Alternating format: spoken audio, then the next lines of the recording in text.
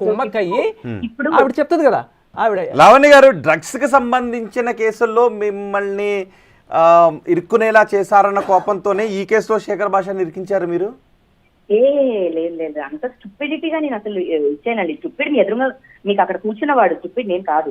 నేను మీకు ఏం చెప్తున్నానంటే మళ్ళీ క్లియర్ గా లావణ్య డ్రగ్ దాంట్లో పెద్ద కేసులో ఉందా, కన్జ్యూమింగ్ కేసులో ఉందా, లావణ్య మీద ఇంకేం కేసులు ఉన్నాయా, అవన్నీ అండి పోలీస్ స్టేషన్ నుంచి కోర్టుకి ఎక్కేసినాయి. కోర్టు నిర్ధారించిన తర్వాత నా మీద ఏం మాట్లాడినా సరే నొప్పుకుంటా.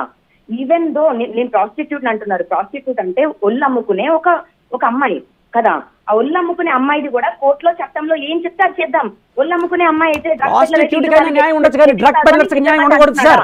డ్రగ్ పెడ్లర్ అనే ఒక మెంటల్ వాడితో సమానం. ఈవిడ ఇన్ని డ్రగ్స్ కేసులు ఉందని తెలిసి కూడా పోలీసులు ఎలా ఈవిడిస్తే కేసులు తీసుకున్నారు? ఒక మెంటల్ వాడు వచ్చి కేసు పెడతానంటే తీసుకుంటారా? డ్రగ్ పెడ్లర్ కి హాల్యూసినేషన్స్ వస్తాయి, ఇష్టం వచ్చినట్టు చేస్తారు వాళ్ళ బిహేవియర్. ఎవరినైనా చెప్పచ్చు, ఎప్పుడైనా చెప్పచ్చు. అలాంటి డ్రగ్ పెడ్లర్ తో ఒక మనిషి ఎలా ఉంటాడు?